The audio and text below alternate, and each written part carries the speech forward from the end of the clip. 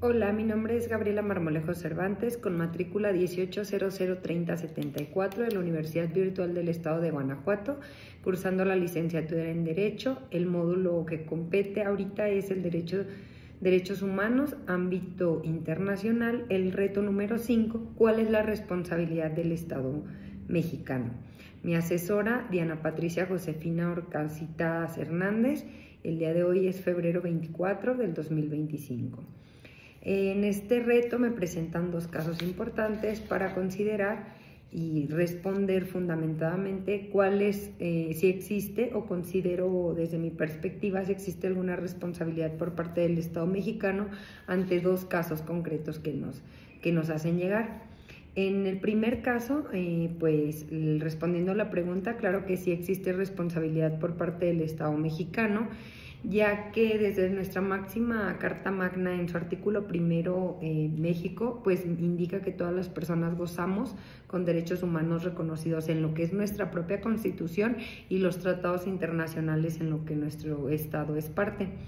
Además, y relacionando este tipo de tratados, pues por ejemplo tenemos el Pacto Internacional de Derechos Civiles y Políticos de 1981, Declaración sobre la Protección de todas las personas contra desapariciones forzadas, adaptada en la Asamblea General de las Naciones Unidas en 1992, Convención Interamericana sobre la Desaparición Forzada de Personas en 2002, Convención Internacional para la Protección de todas las personas contra desapariciones forzadas en 2008 y el Estatuto de Roma que crea la Corte Penal Internacional en 2005. Asimismo, nuestro Estado es parte de la Convención sobre la Eliminación de todas las formas de discriminación racial, ratificada en 1965, la cual define como discriminación aquella distinción, exclusión, restricción o preferencia basada por motivo de raza, color, linaje u origen nacional o étnico que tenga por objeto anular o menoscabar el reconocimiento, goce o ejercicio en condiciones de igualdad de los derechos humanos. Aquí pues obviamente quedan incluidas las esferas política, económica, social, cultural o en cualquier esfera. Esto es en la Convención sobre la Eliminación de todas las formas de discriminación racial en su artículo número 1. Tomando como base ello, México pues obviamente tiene la obligación de condenar toda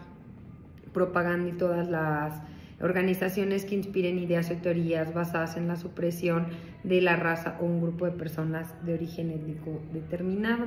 Entonces, en este caso concreto, principalmente el Estado mexicano sí es responsable, pues con fundamento en lo expresado anteriormente, tiene la obligación de realizar un procedimiento judicial correspondiente, donde inicia obviamente con una investigación para hacer justicia ante el atropellamiento de los derechos fundamentales, en este caso de Ana, ya que ella fue detenida por un elemento de la policía sin un fundamento legal.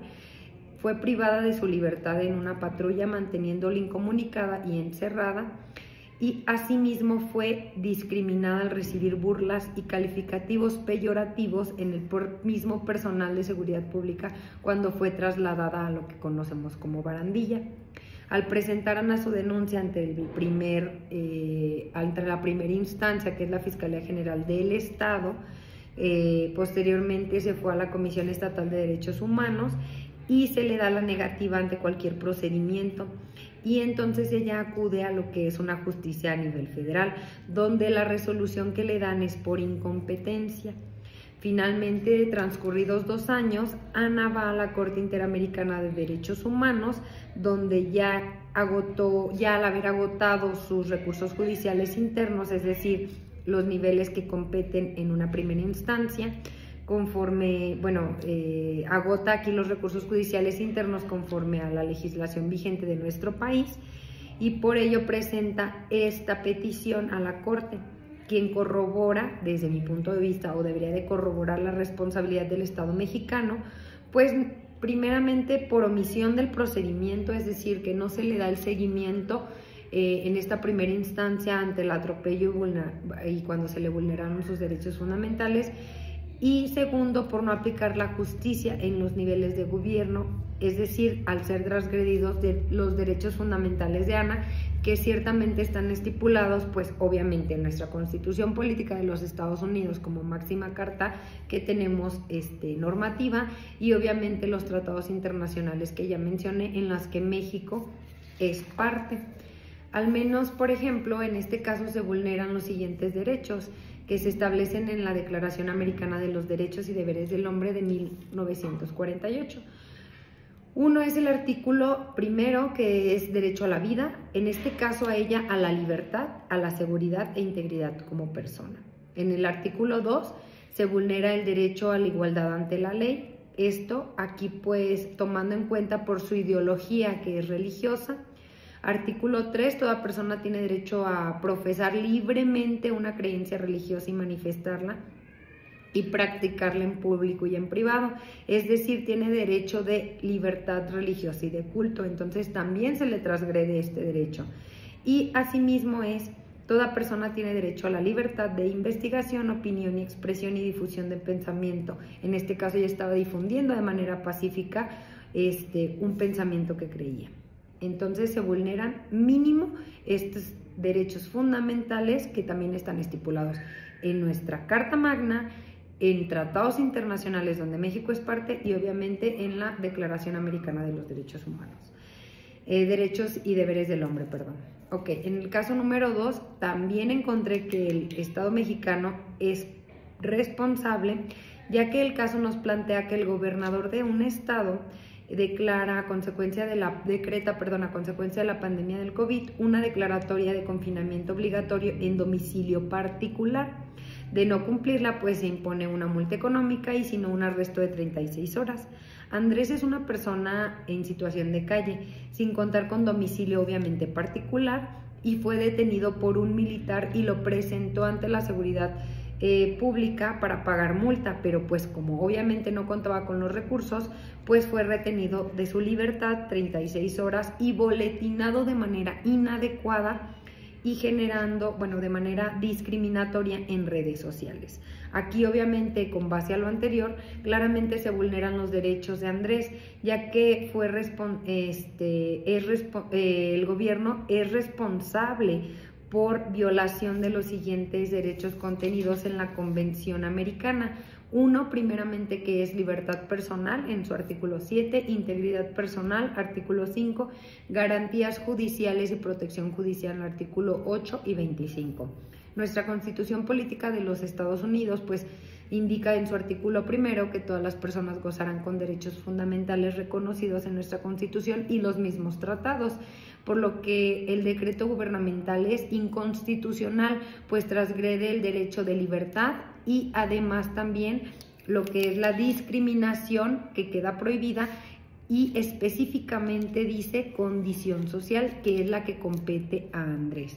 Otra cuestión o una de las principales razones para declarar inconstitucional este decreto, pues es que obviamente está violando los derechos fundamentales, en este caso de Andrés, y que marca nuestra propia Constitución, sobre todo lo que es la libertad. ¿Okay? Cuando se tiene un decreto inconstitucional, lo determina nuestra Suprema Corte de Justicia por violación, en este caso, a los derechos fundamentales. Asimismo, otra cosa, un punto importante, es que en el artículo 21 de nuestra misma Constitución Política de los Estados Mexicanos nos dice que la investigación de los delitos corresponde al Ministerio Público, Secretaría del Ramo de Seguridad Pública del Ejecutivo Federal, Guardia Nacional y policías. En este caso, la competencia del militar que lo detiene es incompetente, ya que su principal competencia del ejército mexicano es salvaguardar la soberanía de la nación. Entonces, pues obviamente, y con este fundamento, nuestro Estado mexicano sí tiene responsabilidad en ambos casos. Como conclusión, pues es importante a realizar una metodología adecuada, un procedimiento adecuado para no transgredir ninguno de los derechos fundamentales de las personas, es decir, desde un primer momento, desde una detención, quién lleva a cabo la detención, cómo lleva a cabo la detención, y volvemos a y tenemos en cuenta lo que es el debido proceso. Todo tiene una razón de ser. es seguir algoritmos importantes, respetar la normativa vigente para no transgredir los derechos fundamentales de ninguna persona. Aquí es importante que todos y todas conozcamos nuestros derechos, cuáles son los procedimientos, quién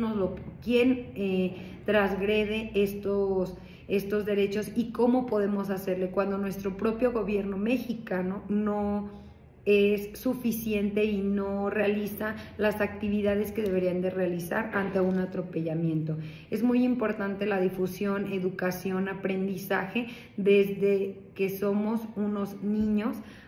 hasta que obviamente ya somos adultos, independientemente si nos dedicamos a la abogacía o no. Es importante conocer esto, es una metodología importante para salvaguardar los derechos no nada más de nosotros, sino de nuestras familias, amigos y todas las personas que están en nuestro contexto social. Gracias.